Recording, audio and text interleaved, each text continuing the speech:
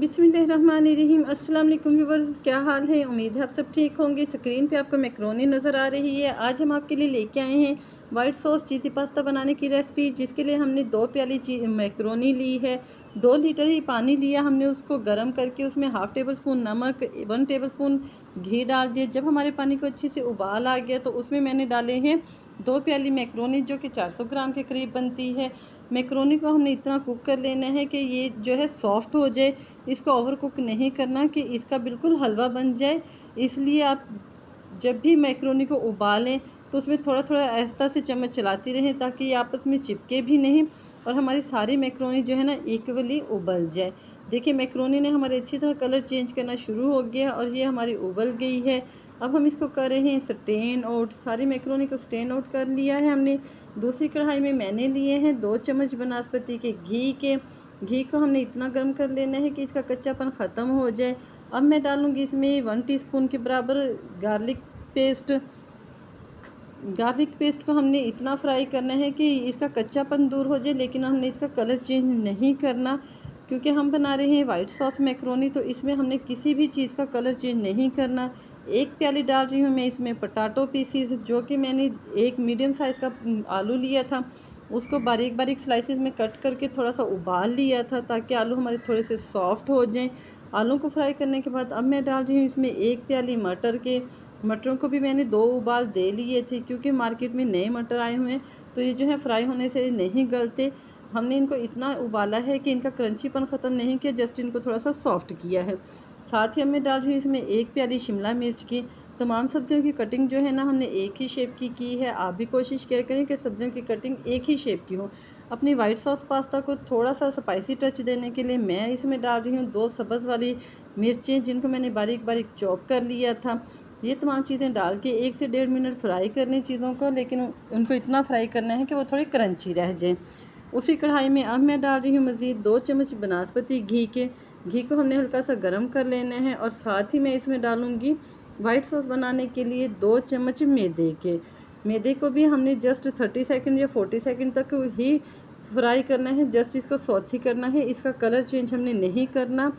ये बात हम आप बार बार इसलिए रिपीट कर रहे हैं कि वाइट सॉस में जो है किसी भी वेज का या मैदे वगैरह का कलर चेंज नहीं किया जाता, उनको ब्राउन शेड में नहीं लाया जाता, तभी हमारी अच्छी सी जो है ना वाइट सॉस चीज़ी पास्ता बन के तैयार होता है।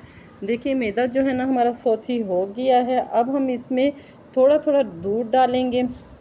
अक्सर लोग कहते हैं कि जब वो सॉस बनाते हैं तो उनकी सॉस में लम्स रह जाते हैं, तो उसका तरीका ये है कि जब आप दूध डालें तो थोड़ा थोड़ा दूध डालें और उसको चम्मच की मदद से अच्छी तरह मिक्सअप करते रहा करें, जिस तरह कि आपको स्क्रीन पे नज़र आ रहा है।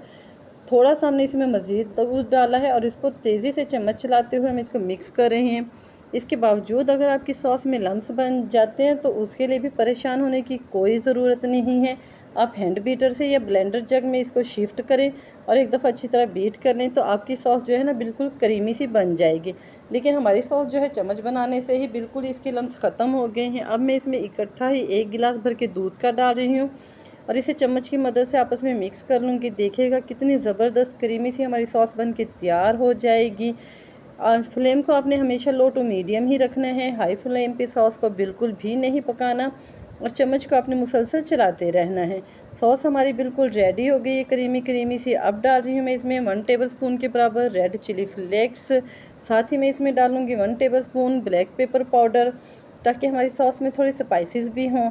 और साथ में ही मैं इसमें डालूँगी हाफ़ टेबल स्पून नमक, क्योंकि हमने हाफ़ टेबल स्पून मैक्रोनी को बॉयल करते हुए डाला था, इसलिए नमक का ख़ास तौर पे ख्याल रखें कि कहीं ज़्यादा ना हो जाए। तमाम स्पाइसेस को अच्छी तरह मिक्स करने के बाद अब मैं डाल रही हूँ इसमें वो तमाम वेजेस जो कि मैंने पहले से फ्राई करनी थी। आलू और मटर को हमने थोड़ा सा उबाल लिया था ताकि थोड़े सॉफ्ट हो जाएं। वेजेस डाल देने के बाद इसको अच्छी तरह मिक्सअप कर लें, और अब डालूँगी मैं इसमें उबला हुआ पास्ता डाल देने के बाद हमने इसको अच्छी तरह मिक्सअप कर लेना है। इतना यमी हमारा वाइट सॉस चीज़ी पास्ता बन के तैयार होगा, और विद इन 10 मिनट्स में।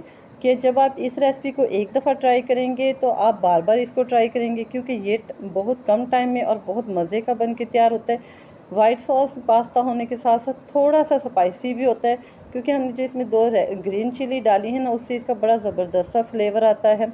अब मैं डाल रही हूँ इसमें 1 प्याली भर के मोज़रेला चीज़ की।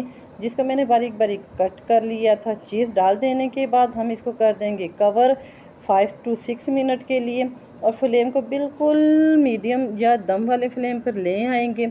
यहीं पे हमारी लाइट जा चुकी है क्योंकि मौसम जो है काफ़ी चेंज हुआ है पाकिस्तान का, और इसकी वजह से लाइट की में भी आने जाने में डिस्टर्बेंस हुई है। 5 मिनट गुजर चुके हैं और चीज़ जो है हमारी अच्छी तरह मेल्ट हो गई है। ये देखिए माशाल्लाह कितनी ज़बरदस्त हमारी वाइट सॉस बन के तैयार हुई है। यहीं पे हम आपको एक ख़ास बात कहते चलें कि अगर आप हमारे चैनल पर नए हैं तो हमारे चैनल को ज़रूर सब्सक्राइब कीजिएगा, हमारी वीडियो को वॉच करके एक दफ़ा इस रेसिपी को ज़रूर फॉलो कीजिएगा और हमें अपने कमेंट से ज़रूर आगाह कीजिएगा।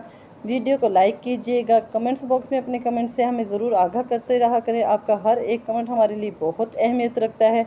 अब हम करने लगे हैं इसको डिश आउट और आपको दिखाते हैं इसकी फ़ाइनल लुक। देखिए माशाल्लाह कितना ज़बरदस्त हमारा वाइट सॉस चीज़ी पास्ता बनके तैयार हो गया है। आप भी बनाएं, बच्चों को खिलाएं, फैमिली को खिलाएं। इसके साथ ही हमें दीजिए इजाज़त, फिर मिलेंगे। अल्लाह।